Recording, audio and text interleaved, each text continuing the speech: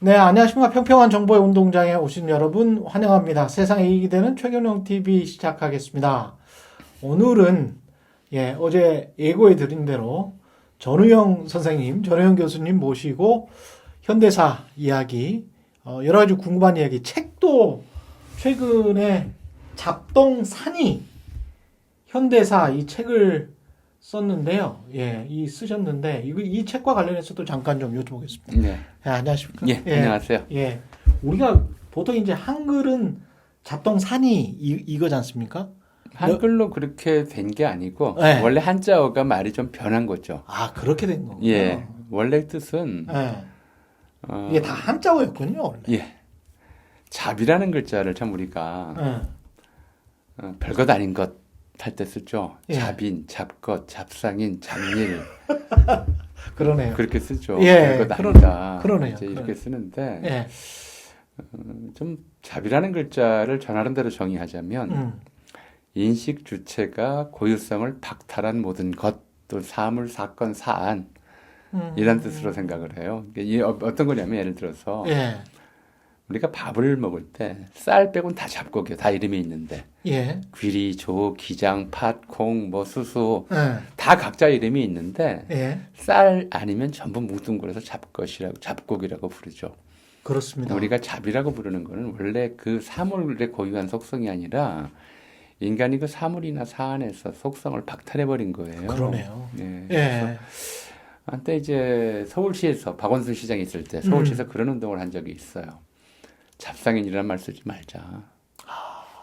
이게 이제 그 사람들 각자 파는 물건들이 있는데 그냥 이제 귀찮으니까 잡상인 이래 버리는 거잖아요. 그러네요. 그래서 이제 이 일종의 좀 잡이라는 글자가 사람에게 쓸 때는 그야말로 이제 혐오 단어가 혐오 글자가 되기 쉬워요. 그러네요. 잡인이니 이런 네. 잡것이니 하는 것들이요. 그러네요.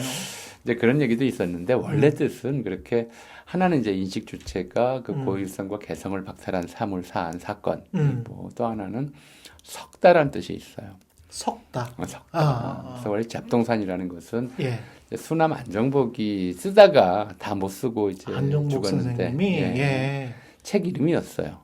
그렇습니까? 예, 잡동산이라는 책을 쓰다가 이제 다 못 썼는데 애초에 그 책의 이제 목적은 그런 거였죠. 이게 섞어 놓으면 같아 보여도 흩어 놓으면 다르다. 아, 그러네. 한자 자체가 한자가 잡동, 잡하면 동하고 산하면 이하다 이런 그러네. 뜻이에요. 그러니까 이제 흩어 놓으면 다른 거. 이렇게 그렇죠. 뭐 섞어 놓으면 같아 거. 보이는데 섞어 놓으면 같아 보이는. 같아 보이는 거. 따로따로 흩어 놓으면 다 다른 게 이제 느껴진다는 거죠. 그냥 귀리랑 볼이랑 섞어 놓으면 비슷하게 보이지. 그래서 그럴 수 있죠. 잡곡이지. 예를 들어 우리가 커피 믹스를 마신다고 할 때 예. 커피가루, 설탕가루, 그다음에 이제 프림가루가 들어가잖아요. 그렇죠. 따로 넣으면 다 다른 거죠. 그렇죠. 근데 묶어 놓으면 그냥 커피 믹스로 하나로 섞여 있는 것처럼 보이잖아요. 많은 사물이 그런 이제 위상이 있다라는 거죠. 되게 철학적이구나. 그래서 이제 말 자체가. 잡동사니 현대사라고 하는 것은 이제 제목까지 고민을 많이 했는데 출판사하고 이제 협의하면서 근데 이런 거였어요. 우리 세계를 구성하고 있는 물질들 이게 이제 다 다르죠. 뭐 카메라도 있고 뭐 스마트폰도 있고 녹음기도 있고 다 다른데 이런 것들이 이제 하나에 묶여서 어떤 물질 세계의 방향성을 구성하고 있고 그 방향성이 사람의 가치관, 의식 세계 또는 욕망 이런 것들까지 이제 지배, 장악, 규정해 왔기 때문에 이제 그런 물질과 인간의 상호관계. 그러니까 물건이 사람의 의식을 지배, 규정, 장악해 왔다. 이제 한번 이렇게 보죠. 현대에 나오는 모든 물건들은 사용 설명서. 있죠.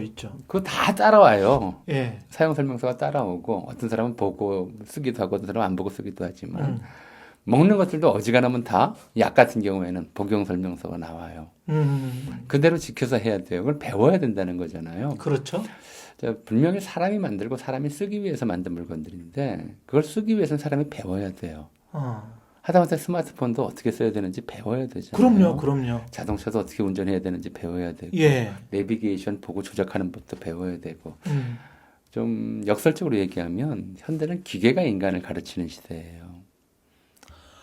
그러네. 나에게 배워라. 그러네. AI 그렇죠. 탄생 이전부터 우리가 이랬구나. 예를 들어 보죠. 예. 이제 이 책에도 써놓은 좀 하나의 항목이 있는데 예. 신호등 그렇지. 너무 익숙하죠. 이거 없으면 우리가 길 못 다녀요. 이걸 못 보면은 걸어 다닐 자격이 없어요. 생각해 보니까 베트남에 제가 옛날에 갔을 때 신호등이 예. 없었거든요. 예. 막 욕했어. 그러니까 예. 신호등을 볼 줄 모르면 현대인이 신호등을 볼 줄 모른다 그러면 아주 어린 아이들은 그래서 혼자 거리에 못 내보내잖아요. 그러네요. 그렇죠? 예. 언제 걸어가야 될지, 언제 서야 될지.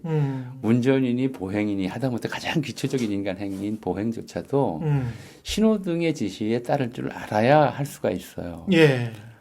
이건 신호등이 없고 자동차만 있었을 때에 사람들의 거리에서 걷는 감각은 어땠을까? 한번 그걸 생각해 보죠. 이제 저 책의 내용을 조금 소개하자면, 자동차가 늘어나면서 1920년대 중반쯤에 이제 처음으로 교통순경이 생겨요. 예. 교통순경이 생겨서 이제 서울에서 제일 복잡했던 종로 내거리에서 교통순경이 이리저리 차는 갈아서 씌워 사람들 기다려라 건너라 예. 이런 걸 지시를 하죠. 우리가 잘 아는 이제 상록수를 지은 시문, 예, 시문 선생님. 소설가, 예. 이제 시인이고, 예. 뭐 저는 그날이 오면을 더 좋아합니다만, 이제 극작가 박진하고 같이 낮술에 취해서 원래 이 문학하는 사람들이 그런 걸 좀 낮술을 잘 마시나 봐요. 예. 전설적인 이야기구나. 낮술에 예. 취해서 종로내거리에 서 있다가 일본인 교통순경이 이리 가라 저리 가라 하는 거 보니까 이제 속이 뒤틀린 거죠. 이제 시쳇말로 배알이 꼴려서 화가 났구나. 그렇죠. 앞으로 달려가 가지고는 예. 너 이놈아 네가 뭔데 우리더러 이리 가라 저리 가라 하느냐. 옛날에 충분히 그렇게 했습니다. 네가 가르쳐주지 않아도 우리는 우리가 갈 길을 알고 있다라고 이제 조선말로 소리를 지르니까 이게 일본인 순사가 무슨 말하는지 어리둥절할 거 아니에요. 예. 그때 이제 그 순사의 헬멧을 벗어서 자기 머리에 쓰고는 좀 도망갔다는 거예요. 그러니까 이제 일본인 순사는 빠가야로 이제 바보 같은 놈 그러면서 쫓아오고 그래서 우미간 뒷골목으로 용케 도망가서 안 잡혔다. 그런 일화가 나와요. 그러니까 기분 나쁘죠. 예. 일본인 순사가 한국인들한테 이리 가라 저리 가라 그렇죠. 식민지하에서 예. 지시하는 그런 상황들이.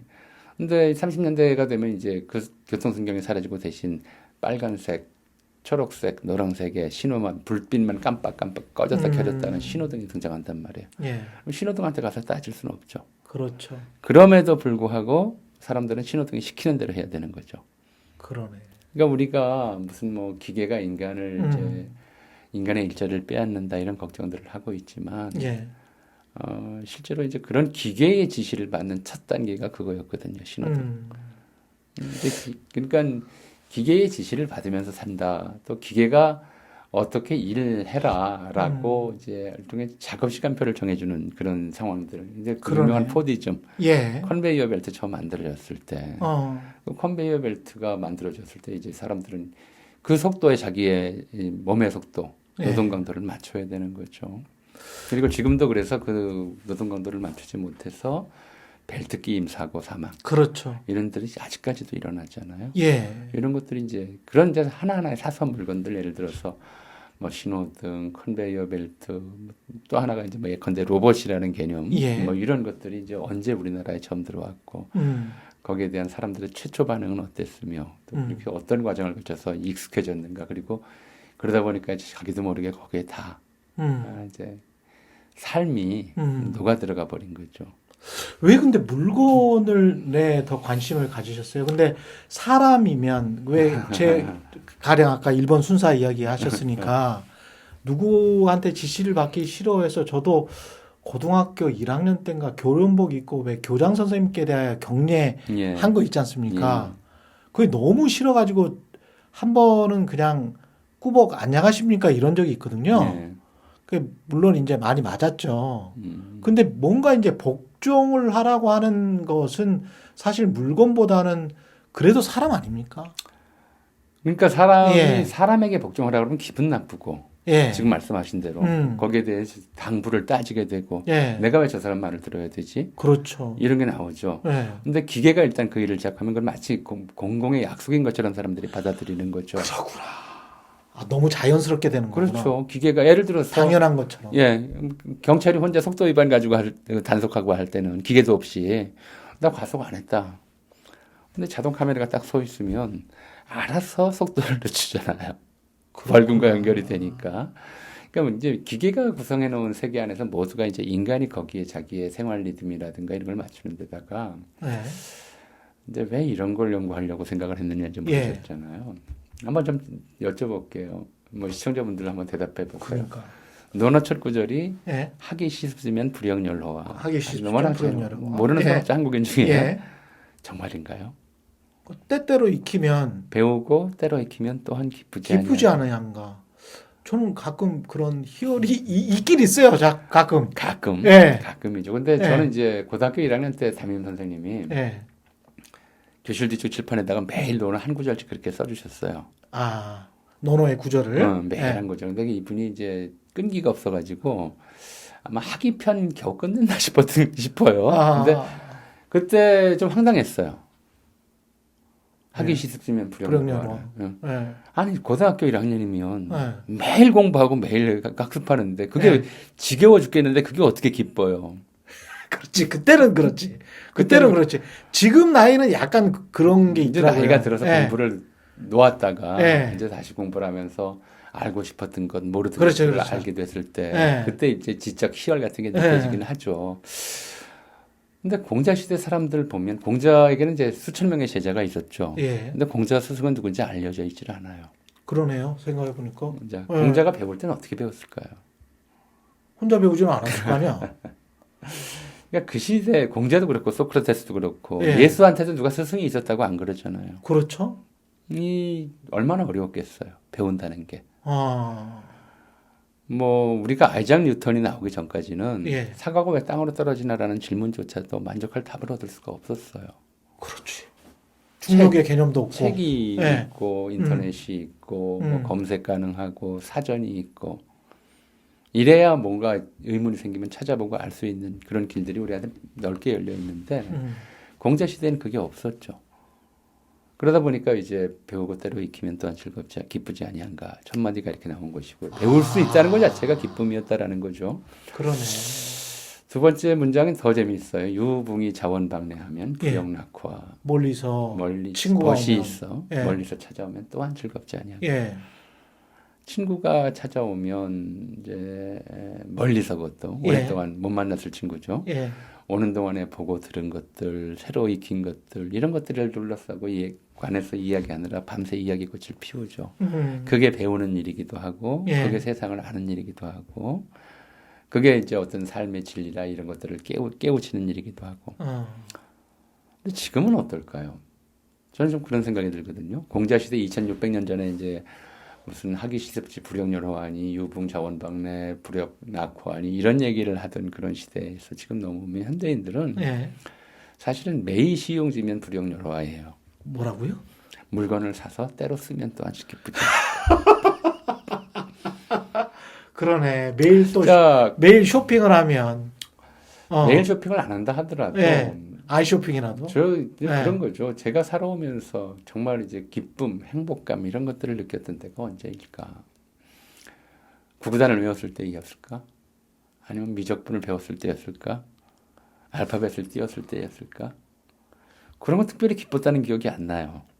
그런 생각해 보니까 그러네. 자전거가 처음 생겼을 때, 뭐 자동차가 처음 생겼을 때 아니면 이런 거. 뭐 이제 카세트 라디오가 처음 내게 생겼을 맞다, 때, 맞다. 이런 것들이 이제 어떤 삶의 하나의 단계 음. 성장의 계단, 기쁨의 기억들 이런 것들로 남죠. 인간은 원래 그런 겁니까? 아니죠. 공자 때는 그런 걸 만날 수가 없었어요. 공자가 뭐 평생에 아, 물건이 우리를 그렇게 만드는 거군요. 아까 말씀하신 것처럼. 네. 진짜 생각해 보니까 그러네. 공자 시대는 네. 물건이 새 물건이라는 게 평생 옷이나 새로 만들어 입고 예. 신발이나 새 거 신으면 그게 다지. 곡괭이 하나 새 걸로 장만하기도 쉽지 않았고요. 새집 지어서 들어간다는 건 정말 어려운 일이었고요. 새로운 물건을 볼 수도 만질 수도 없다 보니까 사람에게 집중하는 거죠. 오랫동안 안 만났던 사람들. 그러네. 그리고 새롭게 배울 수 있는 사람들. 사람이 더 귀해요. 근데 지금은 현대인들은 물건에 완전히 눈이 돌아가가지고. 그렇죠. 그러니까 유붕이 자원방래 불역 낙화. 예.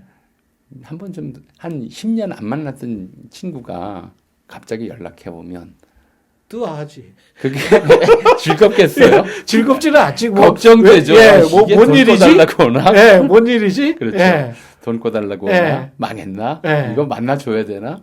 그렇죠. 10년 만이면. 현대인들은 그렇죠. 대신에 명품이 자존 방래하면 명품이 가게에서 내 집 앞으로 10년 만에. 또한 즐겁지 아니한가. 아, 이게 책 내용이에요? 아, 이 책 내용이 의외로 저는 지금 사실 못 읽어보고 여러분들이랑 같이 이야기를 하는 건데. 책 내용은 아니고요. 네. 여기 담으려고 했던 그런 이야기죠. 그러니까 아, 왜 이런 이게 얘기를 재밌다. 썼냐고 물어보셨으니까 예. 현대인들은 그만큼 이제 물질을 사랑해요. 가장 사랑하는 거 있잖아요. 가장 사랑하는 거 아파트인데 현대인들이 가장 사랑하는 그렇죠. 거 아파트. 예를 들어 보세요. 자기 네. 부인이 밥하다가 손가락 네. 베었다 그러면 아파트 밴드 붙여 이런다고요. 그렇지. 자기 저 살짝 긁혀봐요. 난리가 나지. 난리가 나죠. 이거 자동차 그냥, 조금만 기스나면. 어떤 놈이 긁었는지부터 예. 시작해가지고 이거 어떻게 기스 없애려고. 맞아. 자기가에게 가장 소중한 사람 손가락에 난 상처보다 자기 차에 난 상처가 더 마음 아픈 게 현대인이에요. 정말 인문적인 책이네. 물건을 이야기하면서 사람 이야기를 할 수 있는 책이구나. 물건과 사람의 상호관계에 대해서 쓴 책이에요. 예. 그 물건과 사람의 상호관계. 예를 들어 보죠. 뭐 이쪽에도 자동차 항목을 좀 길게 썼습니다. 예. 예를 들어 이제 비행기를 한번 보죠. 린드버그가 대서양 횡단에 성공했을 때 비행기 타고 그때가 어떤 때냐면 아인슈타인과 피카소가 거의 같이 활동했던 시대예요. 예. 아인슈타인의 상대성 이론이나 피카소의 입체파 그림은 비행기를 상상하지 않고 나올 수가 없어요. 예. 속도가 공간을 변화시킨다. 예, 맞습니다. 예. 이 같은 맥락이거든요. 예. 그러니까 어떤 상상이나 어떤 하나의 과정이라고 하는 것은 사실은 서로 연결돼 있어요. 그냥 왜 비행기와 아인슈타인이 연결이 될까? 상대성 이론이라고 하는 것은 비행기처럼 고속으로 나르면서 높은 걸 예. 써서 지상의 사물들이 고정되어 있는 형상이 아니라 움직이는 형상으로 파악될 때 예. 그럴 때 시간과 공간의 상대성이라고 하는 것이 인식이 되는 거죠. 그래서 거트루드 슈타인이라고 하는 피카소의 친구인데 피카소 그림을 이해를 못했어요. 피카소가 구상화를 굉장히 잘 그렸거든요. 근데 나중에 입체파가 되면서 추상화 비슷하게 그림을 맞아요. 그리잖아요. 예. 왜 제 따위로 그리지? 안 그래도 그림을 잘 그리는데 이렇게 생각했던 사람이란 말이에요. 그 사람이 비행기를 처음 타고 땅을 내려다보고 나서 한 천만지가 그거였대요. 피카소다. 그렇지. 비로소 이해한 거예요. 그 피카소가 그런 그림을 또 그렸고. 그렇죠. 예. 여러 각도에서 예. 보이는 모습들. 그건 이제 비행기에서 내려다볼 때 여러 각도에서 보이는 맞습니다. 모습이 순식간에 이제 좀 포착이 되거든요. 그런 것들처럼 어떤 사물이 인간의 욕망을 자극하고 또 인간의 행위를 지배하고 습관을 만들어내고. 예를 들어 지금 우리가 그러네. 일어나자마자 가장 먼저 만지는 물건이 뭔가? 휴대폰. 휴대폰이세요?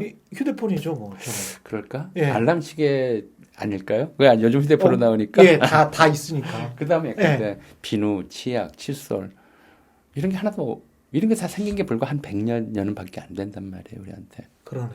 우리가 이제 페르낭 브로델이 물질 물민과 자본주의라는 책의 서문에다 그런 얘기를 한번 쓴 적이 있어요. 저도 이제 이 책 서문에 비슷한 내용을 썼는데 칸트 타임머신이 있어서 칸트 세계로 돌아가서 칸트를 만난다면 칸트와 철학적 대화를 얼마든지 할 수가 있다 밤새도록. 그렇겠죠. 정신적 교류는 가능하다는 거예요. 그렇겠죠. 근데 칸트 집에서는 아마 사흘도 못 살 거다. 불편해서? 불편해서. 우리가 그래서 저는 그렇게 썼어요. 정약용한테 돌아가서 정조시대로 돌아가서 불과 150년, 200년 전인데 돌아가서 다산을 만나서 이야기를 한다면 뭐 이런저런 이야기 얼마든지 할 수 있을 거다. 근데 다산을 둘러싸고 있는 물질 세계에서 우리가 사흘을 견딜 수 있겠느냐. 다산 정약용까지 갈 필요도 없이 고종 시대로 돌아가서 너 고종해라 그래가지고 고종처럼 살라고 그래도 못 살 거다. 아마. 고종해라 그래도. 고종처럼 살라고 그래도. 조선의 임금이 돼도. 대한제국의 황제가 돼서도 예. 그렇게 못 살 거다. 대한제국 황제는 지금 현대 서민들보다 더 좋은 음식을 못 먹었고 더 좋은 옷을 못 입었고 더 좋은 차를 못 탔어요. 더 좋은 이불도 못 덮었고 더 좋은 난방시설도 못 가졌죠. 이런 이제 우리 현대 세계를 구성하고 있는 물질들이 사실은 이제 인간을 만들어 놓은 거예요. 그 아까 지금 피카소하고 그 비행기하고 아인슈타인 이야기를 할 때 딱 그 시기에서 한 20년 정도 더 들어가면 예.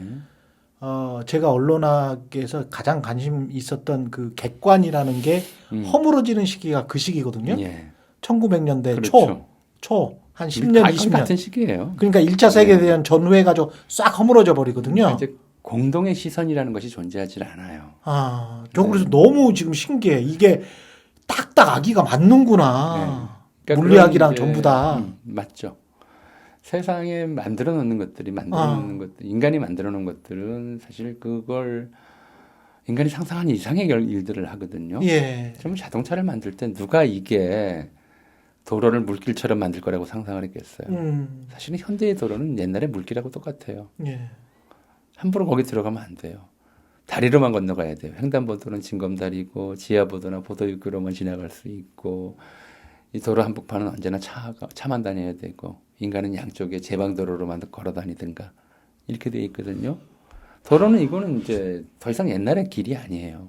아니, 지금 이렇게 역사를 쭉 보니까 이해가 더 잘 되고 깨우칠 수 있는데 왜 그러면 아직도 한국의 심지어는 기자들이나 뭐 방심위원장 하는 분이나 방통위원장 하는 분들은 지금 완전히 그냥 미국이나 유럽에서는 폐기된 예.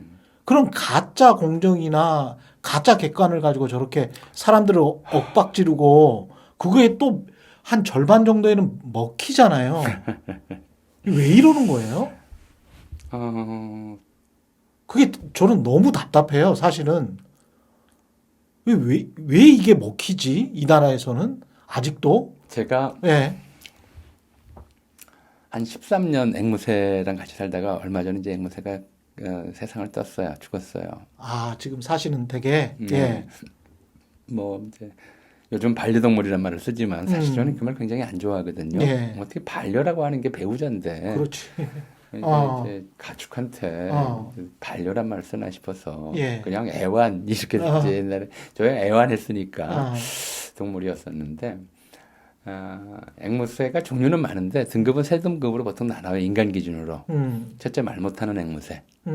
제일 낮은 등급이고. 예. 두 번째 말하는 앵무새. 예. 세 번째가 말 잘하는 앵무새예요. 아, 그렇군요. 말 예. 잘하는 앵무새는 뭐 많으면 한 20에서 50여 종까지도 인간의 단어를 한다고 그래요. 50개까지나? 예. 정말 잘하는 앵무새. 그다음에 상황에 맞게 쓰는 거죠. 시끄러, 배고파, 놀아줘 이런 말들을 상황에 맞게 쓸 줄 안돼요. 예. 계산도 할 줄 알고. 예. 이게 말 잘하는 앵무새인데 아주 드물죠. 근데 보통 말하는 앵무새는 서너 마디 하는데 예. 이거 이제 맥락이 없어요. 상황에 맞지 않는 얘기들을 하는 거죠. 그렇죠. 그러니까 이제 예. 아무도 없는데 시끄러 그런다든가. 예. 그죠? 방금 밥 먹어놓고 밥 줘 그런다든가. 이제 이게 앵무새 수준인 거죠. 근데 인간도 이제 예. 공부를 안 하면 예. 제가 예전에 이제 그런 글을 한번 좀 에세이에 쓴 적이 있어요. 어떤 좀 우리 고정관념이 있어요. 나이가 들면 저절로 인품이 높아지고 경륜이 쌓이고 지혜가 생긴다. 이런 통념 같은 게 있거든요. 예. 근데 저도 나이가 들어가면서 주변 사람들, 저보다 선배들 이렇게 보다 보면 전혀 안 그래요. 나이가 든다고 저절로 경륜이 쌓이고 인품이 높아지고 지혜로워지는 것이 아니고. 그렇지 않죠? 그렇죠. 예. 절제할 줄 모르면 탐욕만 늘어나고.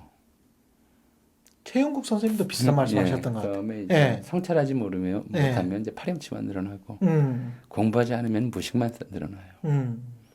조금 그런 것 같아요. 세상이 지금 이제 예컨대 신자유주의의 이제 종언이라든가 아니면 물질과 인간 관계에서 AI 시대 또 이런 로봇 시대 이것에서 인간이 어떻게 대응해야 될 것인가 수많은 철학적 담론 인간 문제에 대한 담론들이 나오고 전부 사람들이 고민하는데 예. 어떤 사람들의 생각은 1960년대에서 딱 멎어버렸어요. 그러니까. 그리고 이제 그 멎어버린 사람들끼리는 그러니까 저는 그래요. 이 앵무새가 말하는 앵무새 그러니까 예. 시도 때도 없이 이념 그런다든가 이런 앵무새들을 보면 저건 이제 그냥 좀 보통 앵무새다. 예. 말이나 좀 할 줄 아는 앵무새다. 예. 맥락도 없고 예. 귀엽네 뭐 이렇게. 이런 정도인데 예. 사람이 그래 버리면. 그러면 이제 이거는 심각하죠. 지금 딱 그런 형국인 것 같아요. 근데 거기에 이제 같은 종류의 저 앵무새들이 예. 같이 떠드니까 이게 그러니까. 심각해지는 거죠. 상황 자체가. 네. 근데 게다가 본인들이 믿는 이념이 정확히 뭔지도 잘 모르는 것 같은 게 더 심각해. 모르는 걸 좀 넘어서서 네. 뭐라고 할까요? 애국이 과연 뭘까요? 애국. 그것도 여쭤보고 싶었는데 국가를 사랑하는데 국가라는 그 형체나 대상이 굉장히 추상적이기 때문에 제가 국가는 국민입니다라는 영화의 그 한대사처럼 예, 국민을 사랑하는 애민이 애국이다. 그렇죠. 이러면 이제 좀 구체성이 있는 것 같은데 예, 국가를 저 위에다 두고 예. 국가를 나는 사랑해. 그러니까 나를 따라와. 그 트럼프처럼. 그러니까 이게 예. 이제 저 책에다가 이제 정치경제편이죠. 3권에다가 이제 그 써놓은 물건이 이제 3번이 예. 써놓은 물건이에요. 그것은 예. 물건이니까 태극기라는 이제 태극기가 언제 정치경제편이 있구나. 일상생활 사회문화 예. 정치경제편으로 나뉘어 있네. 예. 예. 그러니까 태극기라고 하는 이제 우리 국가의 이제 표상이죠. 국가 이게 언제 만들어져서 이제 우리가 언제부터 국기에 대해서 경례를 하기 시작했고 아, 그것도 또 국기에 대한 예. 경례를 둘러싸고 어떤 논란이 있었고 뭐 5시에 갑자기 우리 멈춰가지고 이거 한 적이 있잖아요. 그렇죠. 예. 이제 그런 이제 이야기들을 예. 쭉 이제 거기 좀 들어가 있긴 합니다만은 사실 우리가 예. 애국심, 애향심, 애사심 이런 말은 있어요. 예. 애가심, 애가심, 애처심, 애처심. 애자심 이런 말 없잖아요. 그러네. 실제로 만나고 우리가 접속할 수 있는 그 기본 단위 공동체에 대해서는 사랑이 기본으로 장착돼 있어요. 이거는 고취할 필요가 없어요. 안 되면 제가 문제 가정이 되는 것이고 가정은 다 사랑하잖아요. 아, 일부러 만들었어요, 이 단어를? 그렇죠. 일부러 만든 거구나. 그러니까 이제 사랑을 안 보이니까 안 보이니까. 안 보이고 그걸 어떻게 거기에 대한 이제 그 전까지는 우리가 대한제국 시대에는 뭐라고 썼냐면 충군 애국이라고 썼어요. 충군. 군주가 구체적인 실체가 있으니까 군주에 충성하고 음. 그리고 군주의 것이니까 나라가 아, 군주의 것이니까. 그거를 아끼고 사랑해라. 이제 그는 아끼다라는 말에 가깝죠. 이제 알았다. 사랑한다는 게 충군 애국하는 이제 마음으로. 왜 그래서 본인이 왕자 쓰고 다니고 왕으로 모시고 이런 줄 알았다. 인지 알았다. 그런데 충군 애국이구나. 예, 애국. 이들 머릿속에 있는 건. 비슷하죠. 이게 이제 굉장히 중요한 것이. 예. 그런데 이제 군주가 없어진단 말이에요. 어. 국기는 그럼 누구의 상징이냐 하는 거 일단 보죠. 국기의 등급은 어느 정도 될까요? 국기도 등급이 있습니까? 우리 사회에서 예를 들어서 예. 고종시대에 1883년에 태극기가 처음 생기거든요. 예. 그리고 국기에 대해 경례하자라고 하는 캠페인은 1901년에 이제 우리나라에서 시작이 돼요. 그렇게 빨랐군요. 예. 근데 이 국기에 대한 경례는 좀 말씀을 드리자면, 원래 이제 국기가 과연 어떤 것을 표상하는가? 제가 국기의 등급이란 말씀을 드린 게 그런 거예요. 충군 애국이란 말이에요. 예. 군주와 국가는 군주의 소유물이에요. 군주는 국가의 소유물? 소유자. 예, 국가는, 소유자. 예. 국가는 군주의 소유자죠. 그렇죠. 군주가 국가의 주권자의 나라니까. 그렇죠. 예. 그러니까 군주는 국가의 상징인 국기에 경례를 하면 안 돼요. 그러네. 자기 거니까. 내가 내 거에다가 왜 경례를 해요? 그래, 그러네. 그건 말이 안 되잖아. 내 물건에다가 절하는 게. 그래서 이제 1890년대 독립협회에서 그 전에 좀 앞서서 좀 보자면 그래서 세계 어느 나라 우리가 올림픽 경기할 때 이제 시상대를 자세히 보시면 굉장히 좀 재미있는 장면이 보이실 거예요. 자, 시상대에 선 선수들이 자국기가 올라갈 때 국기에 대해 경례하는 나라가 제가 알기로는 한국, 미국 한 나라 정도, 한두 나라 정도 서 있어요. 그럼 다른 나라는 안 해요? 일본인들이 이상하게 생각해요. 경례하는 걸? 예. 일본인들이? 예. 왜 한국인들은 왜 저러지? 국기에 올라갈 때? 한번 보세요. 나중에 저 자료 사진 찾아보세요. 똑바로 서서 국기를 주목하는 정도지. 국기에 대해서 뭐 이제 오른손을 왼쪽 가슴에 올리는 이런 경례 동작을 안 해요. 그런 경례 동작이 중국도 없어요. 중국도? 없어요. 그 미국, 한국, 그 다음에 한두 개 나라. 터키인가? 뭐 이제 이런 터키. 데가 뭐 있는 것 같은데 예. 왜 그랬냐면 원래는 이제 미국도 이제 그 국가 자체가 민주공화국으로 수립이 됐잖아요. 그랬죠. 공화국으로. 예. 왕이 없어요. 시민들의 나라인 거죠. 그렇죠. 그 나라의 주인이 시민이다, 국민이다라고 하는 이제 일종의 전제가 주권. 만들어지고 예. 그러니까 주권자가 국민이란 말이에요. 일반 시민. 음. 그럼 주권자가 국회에다가 경례를 할 이유가 없죠. 내 거니까, 내 그렇죠. 거의 표상이니까. 그런데 남북 전쟁 끝나고 나서 첫 번째로는 전쟁, 남북 전쟁이 계기가 돼서 이제 남군이 새로운 국기를 만들어갔죠. 남군기, 북군기가 예, 있었다. 남북이 예. 북군기가 있었고 예. 그랬다가 이제 전쟁에서 북부의 승리를 끝났단 그렇죠. 말이에요. 그 남군에 참전했던 군인들이 승복한다라는 의미에서 이제 북부의 국기, 이제 지금의 미국 국기의 원조죠. 맞아. 거기에다 대고 경의를 표하는 동작을 하기 시작했어요. 그게 모자를 벗어서 왼쪽 가슴에 대는 이런 동작이었죠. 무릎 꿇는 거네, 어떻게 보면. 그렇죠. 승복이죠.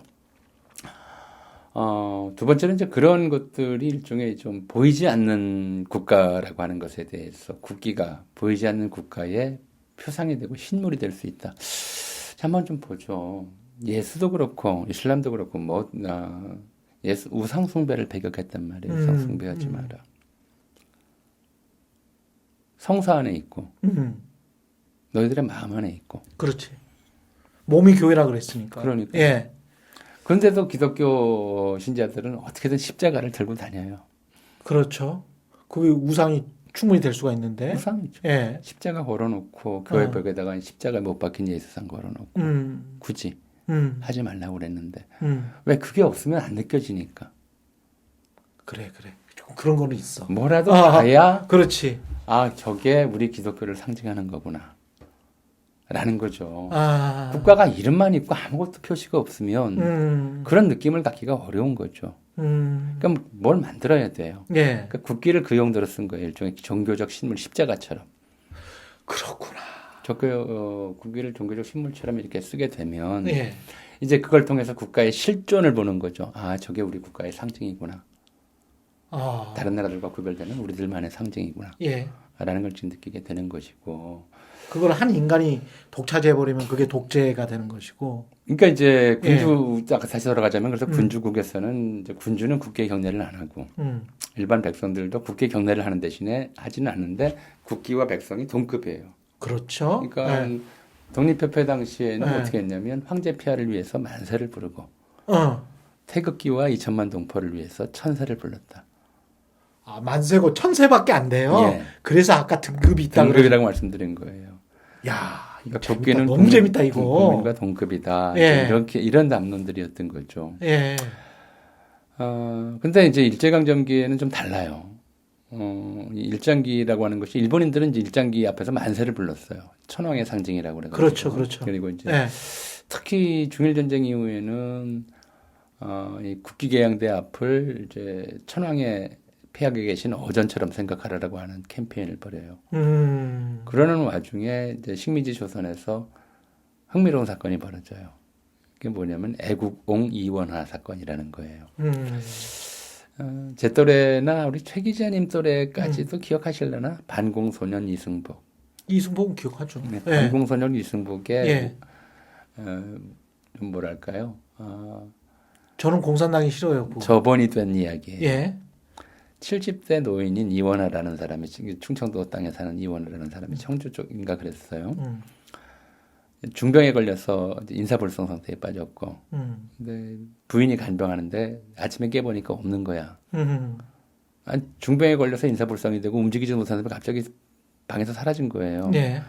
그래서 온 가족이 찾아서 돌아다녔는데 보니까 한 400m 정도 떨어진 곳에 있는 국기개양대 앞에 죽어 있는 거예요.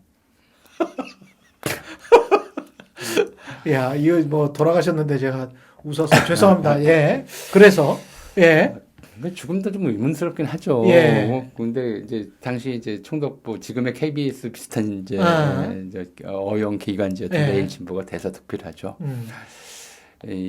그 옹의 이 노인을 옹이라고 그러니까 옹의 이 불타는 애국심이 그렇겠지. 쓰러져가는 육신을 일깨워서 국기계양대학까지 끌어와서 써. 끝내 국기를 대하고 죽게 만들었다. 미화하기 딱 좋겠네. 그렇죠. 예. 그래서 애국응 이원화 본받기 운동이 전국적으로 벌어지고 이 사람 동상도 만들어지고 이 사람을 소재로 한 영화도 만들어지고 조선 총독이 이 사람 집을 방문하고 이런 이제 일종의 좀 국기의 광적 숭배를 이제 촉구하는 요구하는 그런 움직임이 이제 일제강점기에 벌어져요. 물론 그 국기는 일장기죠. 그 일장기. 일장기에서 일장기 숭배 운동이 벌어지고 그러다 보니까 이제 어떤 일들이 벌어지냐면 학생들이 일본군이 이제 만주나 이제 태평양 일대에서 전쟁하는 일본군들에게 보낸다고 자기 손가락을 베어서 피로 일장기를 혈념국기라고 그래요. 일장기를 만들어서 이제 전선에 보내는 일들이 벌어지고 또 하나의 유행이 돼요. 심지어 당시 초등학교들에서도 그런 학생들이 그런 짓을 해요. 뭐 아마 선생이 시켰겠죠. 이제 그런 식의 이제 국가 우상화, 국기 우상화가 이제 군국주의에서는 그렇게 진행이 되는 거예요. 왜 죽어야 되느냐? 왜 저 젊은이들이 전쟁터에 나가서 죽어야 되느냐? 아니 근데 그러면 아까 그 일본도 지금은 국기에 대한 격려 안 한다고 하고 그러면 일본은 군국주의가 사라지면서 그러니까 패전의 덕분에 원래 이제 천황 국기는 민간인 경례의 대상은 아니에요. 같은 동급이니까. 그러니까 이제 일본은 일제강점기에도 국기에 대해서 직접 경례는 안 했어요. 그렇습니다. 다만 천황 동방요배라고 해서 천황이 있는 곳을 향해서 궁성을 향해서 절을 하는 건 있었죠. 근데 그 사이에 일장기를 딱 놔가지고 국기를 거쳐서 천황에게 가는 이런 구도를 만들어 놨던 거죠. 그런 거. 그리고 그런 것뿐이지 국기가 독립된 경배의 대상은 아니었어요. 우리는 그러면 제가 가지고 있는 강한 어떤 저항감 5시에 그 국기에 대한 경례에서 모든 뭐 차든 버스든 다 스탑을 하고 그러면서 이제 어딘가를 향해서 이렇게 소리 나는 곳을 향해서 경례를 하잖아요. 너무너무 싫었거든요. 황당한 일이죠. 그거는 그 박정희가 만든 겁니까? 아닙니다. 그건 서는 거는 박정희가 만든 것이고 이제 국기에 대한 경례 좀 얘기 나온 김에 그냥 뭐 책에 다 있는 내용들을 다 말씀드릴 수는 없으니까 이제 짧게 말씀드리자면 해방되고 나서 이제 당장 기독교계에서 얘기가 나오죠. 우리가 공화국인데 우리 국민이 국기에 대해 경례하는 건 상점 주인이 자기 상점 상표에 대고 경례하는 거하고 뭐가 다르냐. 맞다. 이런 이제 글을 감리교 목사가 감리에 공부했었어요. 당시 이승만도 감리교 감리교 신자였죠. 근데 이제 이게 문제가 된 거죠. 일제강점기에 바로 이렇게 일장기에 대해서 광적인 충성심을 표현했던. 이건 달리 국가에 대해서 어떻게 충성한다고 할 수가 없으니까. 그렇죠. 일장기에 대해서 보이는 행동이 그 충성심의 징표가 된 거죠. 그러니까 이런 표상을 대하는 것을 가지고 이제 애국심을 판별한다고 하는 해괴한 얘기는 최근에도 나왔어요. 황교안 씨가 얘기했던 그 유명한 얘기가 있죠. 애국가 사절까지 부를 줄 알아 애국자다. 그거랑 애국이랑 무슨 관계야? 그 기억력하고. 그다음에 그렇죠. 최지영 씨 그랬죠. 우리는 가족들이 회식할 때도 국물이 이게 딱 일본 군국주의 시대 유물이거든요. 그렇구나. 근데 그분들은 모르는구나. 본인들이 그렇죠. 그게 마치 이제 진짜 애국심의 표현인 것처럼 생각하는 거죠. 그리고 어떤 뭔가 정통이고. 이게 군국주의 정서, 군국주의적 유산인데. 그러니까 이제 우리 군국주의 유산과 이제 결별하자 해서 국기에 대한 경례나 이런 거 폐지하자고 이제 했던 거예요. 근데 그때도 국회의원 중에 군국주의 유산에 젖어 있는 사람들이 이제 이렇게 주장을 한 거죠. 난 이런 비애국자하고 하나를 잃고 살 수가 없다. 근데 그런 마음도 한 것이 일장기에 대고 경례하던 놈들이 왜 태극기에 대고 경례를 못 하겠다고 하는 거냐. 이게 우리 식민지 이제 유산의 논리적으로 가슴 아픈 부분이죠. 그러네. 일장기는 그야말로 충성맹세하고 자기 손가락 잘라서 일장기 그려서 군대에 보내고 그러던 인간들이. 그 박정희가 실제로 그랬잖아요. 혈서 써가지고 만주 군관학교 입학할 때. 그랬던 인간들이 해방돼서 태극기에다가 절을 하는데 왜 그거 못하겠다고 그러느냐. 이렇게 나온 거죠. 그러니까 이제 합의를 타협을 해야죠. 그래서 미국식으로 한 거예요. 미국식으로. 그 전까지는 이제 국기에 대한 경례가 그냥 서서 허리를 90도로 꾹 숙이는 거였거든요. 미국식으로 바꾸자. 근데 사실 미국도 국기에 대한 경례가 좀 달랐어요. 원래는 이거였거든요. 이거였었는데 히틀러하고 좀 비슷하네요. 그래서 히틀러가 나온 다음에 히틀러랑 비슷하다고 그래서 이걸로 아, 바꿨어요. 그랬어요? 미국에서. 아, 그래서 미국식을 가져다가 이제 예. 우리도 그냥 미국식 경례를 하자. 아니, 경례인데 미국 같은 이게 경례라고 그래야 되는지 번역이 좀 애매하긴 해요. 예. 이게 국기를 존경할 대상은 아니잖아. 솔루트일 예. 것 같은데. 근데 예. 국기를 이제 사랑하고 예. 동급으로 같이 이제 친애해야 되는 건 맞는데 경배해야 되는 대상은 아니란 말이에요. 그렇겠죠. 예. 민주공화국에서. 예. 근데 그렇게 나왔던 거죠. 뭐 음. 그런 것도 있었는데 사실은 태극기에 대해서는 이승만도 그렇고 박정희도 그렇고 좋아하지 않았어요. 아, 그랬습니까? 예, 이렇게 만들어진 게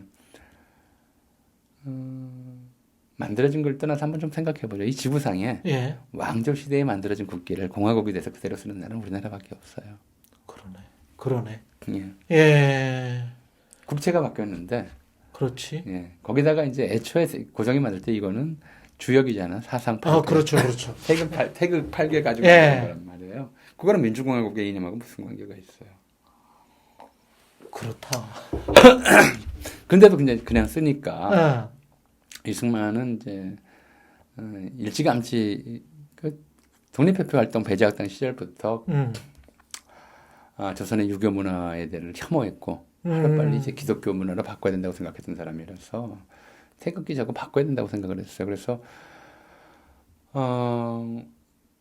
2009년인가 이명박 정권 때 처음으로 노무현 정권 때 일부 이제 그 시행령이 나오고 이명박 정권 때 처음으로 이제 국가표상에 관한 무슨 법령이 만들어져요. 예. 그 전까지 태극기는 공식 국기가 아니었어요. 그랬군요. 법적 국기가 아니었어요. 그렇군요. 이승만도 태극기를 바꾸려고 했었고요. 박정희도 태극기를 바꾸려고 했었죠.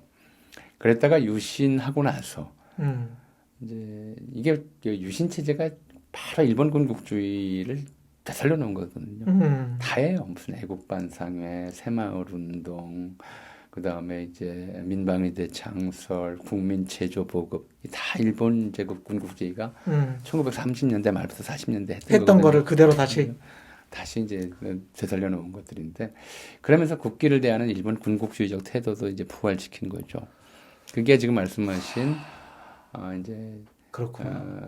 국기 하강식 때 예. 모두 동작 그만하고 제자리에 서서 국기 애국가나 소리 나는 것을 향해서 서라 뭐 이런 것도 있었고 그렇게 그다음에 생각을 해보면 모든 극장에서 영화 상영 그렇지. 태극기하고 애국가 상영 맞아. 그때 반드시 일어서서. 세상에 지돈 내고 영화 보러 가가지고 근데 이제 화면을 향해서 격려하고 그렇죠, 말이죠. 그렇죠. 그랬던 세대와 그게 전혀 없던 세대는 분명히 그러면 행동 양태나 의식이나 이런 게 좀 다를 수 있겠네요. 저는 그거를 어렸을 때부터 쭉 경험을 했었는데, 자 보죠. 예, 태극기 부대 정말 자기 나라 사랑한다고 태극기 들고 나오잖아요. 근데 이 사람들 정작 자국민이 죽었는데 조롱해요. 그렇지. 누가 이토 거기 참사, 가라고 그랬나. 세월호 참사. 그렇죠. 네. 뭐 그 앞에서 피자 치킨 시켜 먹고 국민이 국민이 죽는 거에 대해서는 마음 아파하지 않아요. 애민심은 없네요. 예. 국민이 국가거든요. 그렇죠. 그죠? 민주공화국이니까. 그렇죠. 민주주의. 자국민이 한 사람이 죽든 두 사람이 죽든 마음 네. 아파하고 그 사람 그 유족들 보듬어주고 아껴주는 거 그게 애국이에요.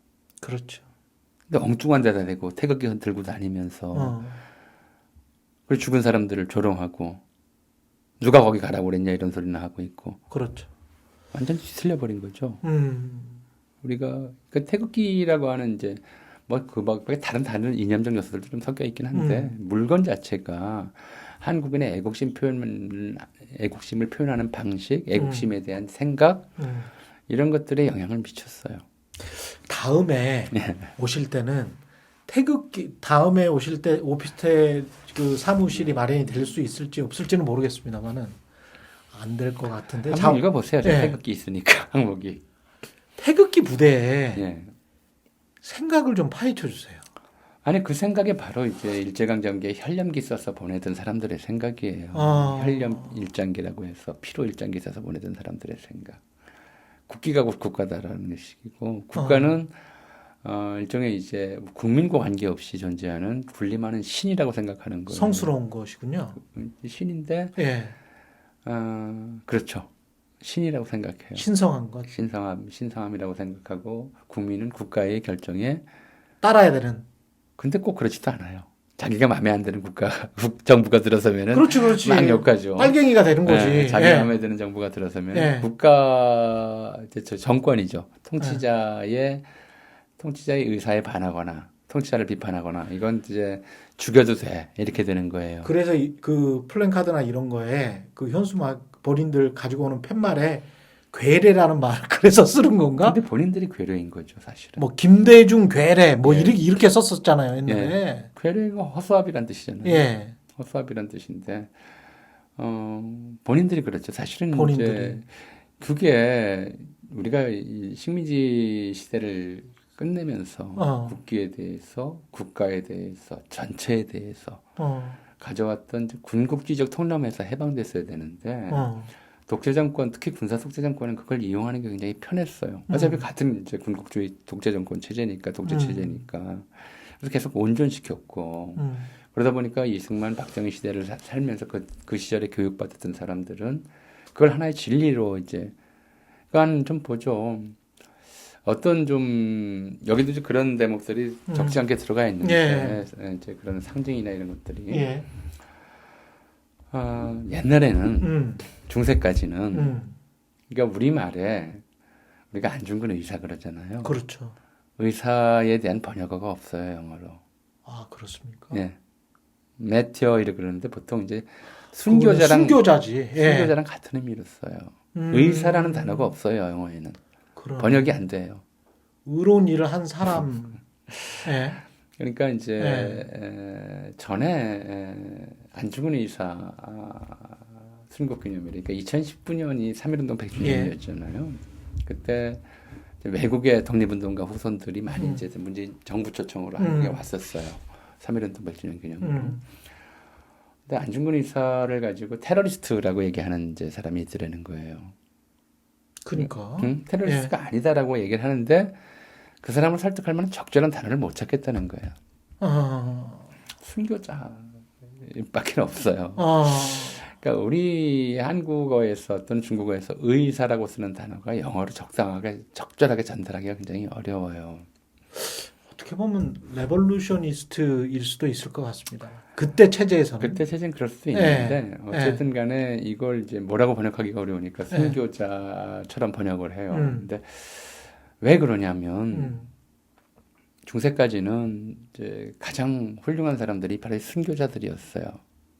유럽에서. 그러네요. 그리고 이 사람들은 죽어서 성인이 됐죠. 그랬죠. 순교자들은 다 성인이에요. 성 프란시스코 아니면 그렇죠. 성 로메오 하듯이 의사에는 그런 느낌이 있어. 성인이라는 의미죠. 그런 느낌이 있어. 이게 이제 종교에서는 그래요. 근데 근대 국민국가 체제가 수립되면서 이제 순교가 차지했던 위치를 순국이 차지해요.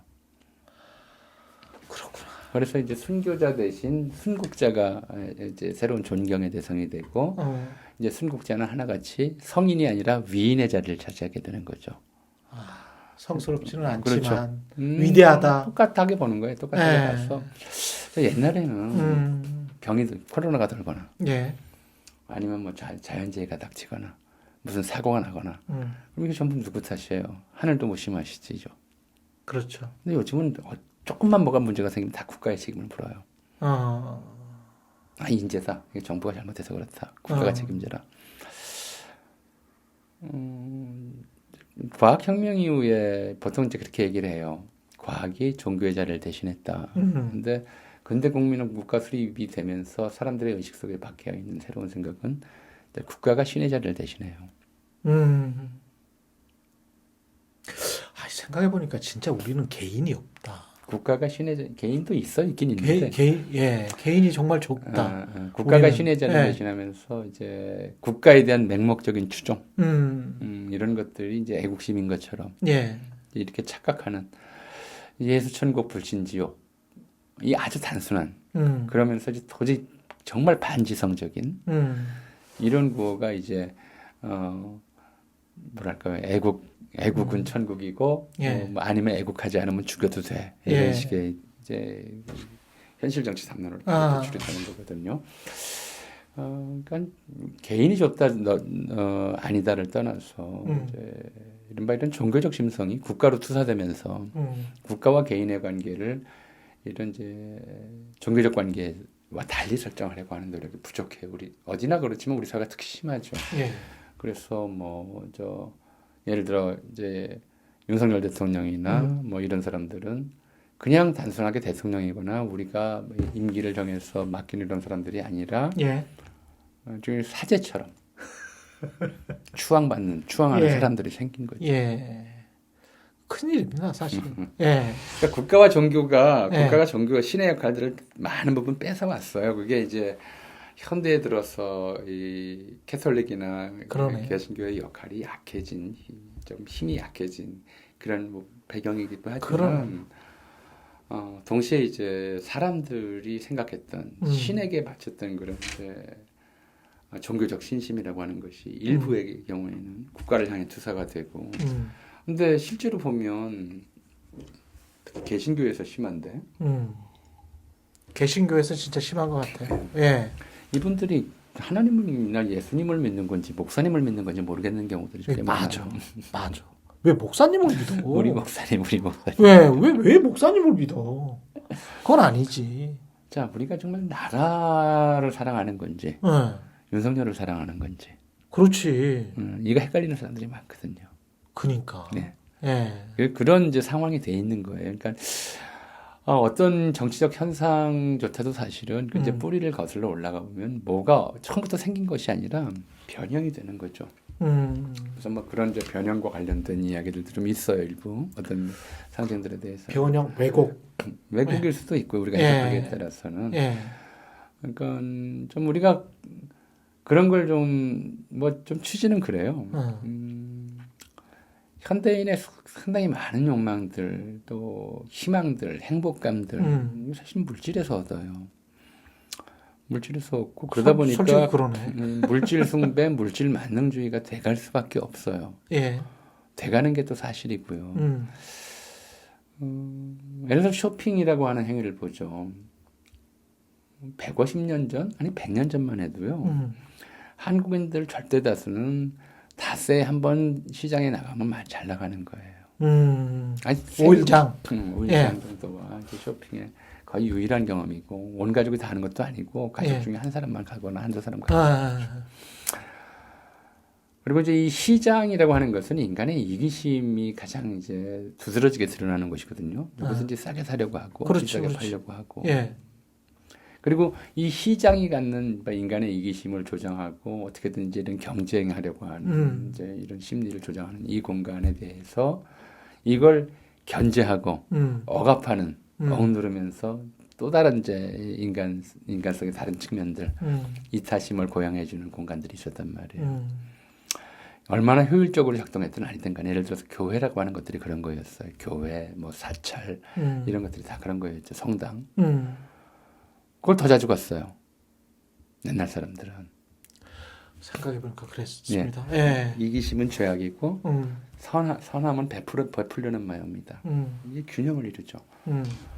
교회나 국가나 이 기본 역할은 이 시장이 조장하는 인간의 이기심들 또 시장이 만들어내는 그 내에서의 이제 무제한의 경쟁 이런 것들을 어떻게든 규제하고 제한하고 함으로써 시장이 인간적으로 작동할 수 있도록 만드는 역할을 해왔단 말이에요. 그게 자본주의 초기 국면에서도 그랬어요. 심지어 2차 대전 이후에도 그랬어요. 한때 19세기 말에 자유주의가 기승을 부릴 때 위축되긴 했지만 그래도 시장을 시장대로 놔둬서는 안 된다. 시장 논리가 온 세상을 잡아먹게 해서는 안 된다. 시장을 인간적, 도덕적 원칙에 따라서 통제, 규제해야 된다. 이제 이것이 일종의 인류의 합의였단 말이에요. 경제하시니까 하시겠지만.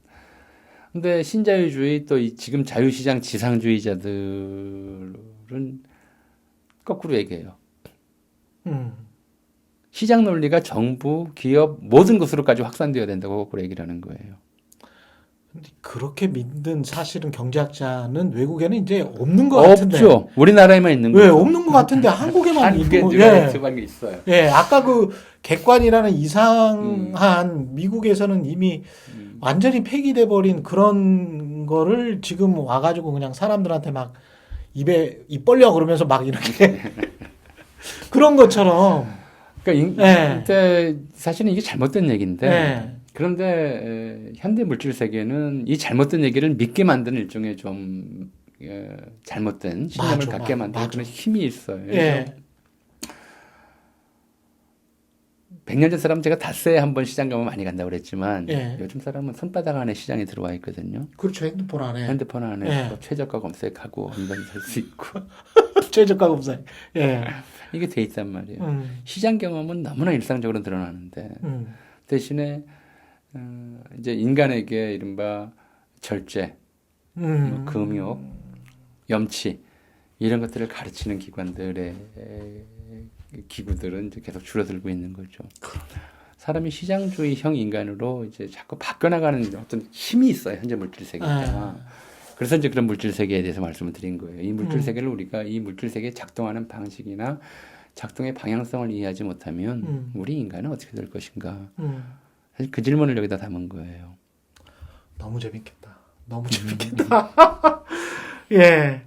저도 책을 읽고 다시 한번 또 전효원 선생님 만나 뵙고 그 가끔 이렇게 뭐 한 달에 한 2번씩이라도 좀 나와 주십시오. 그래서 정치 이야기도 정치 이야기지만 역사 이야기를 이게 좀 꾸준히 좀 듣고 싶어요. 이게 역사 정치, 이야기를. 이게 정치죠, 사실은요. 왜냐하면 정치란 뭐냐면 예. 제가 윤석열 대통령 최근 발언 중에서 제일 좀 기함했던 것이 부동산을 이념의 굴레에서 해방시키겠다. 그야말로 앵무새 소리 같아요. 예. 예. 말만 할 줄 아는 앵무새 예. 말 같은데. 부동산을 이념의 굴레에서 해방시키겠다. 부동산 자체가 이념인데. 예. 이런 식의 이제 이야기들을 막 다 집어 던지고 뭐 부자 세금을 깎아줘야 서민들이 잘 살 수 있다라는지 터무니없는 얘기들. 세금을 뜯어간다라고 했잖아요. 예. 조세 당국자가 어떻게 세금을 뜯어간다라는 이야기를 할 수 있는지 참 한심하죠. 사실 한심하고 우리가 기본적으로 인류가 공동체를 유지하면서 살아왔던 힘이 무엇인지에 대한 최소한의 상식도 없는 그런 상태거든요. 최소한 생각도 안 해본 것 같아요. 그래서 저는 그래서 지금 아까 뭐 역사와 정치를 말씀하셨는데 역사가 정치다라고 생각을 해요.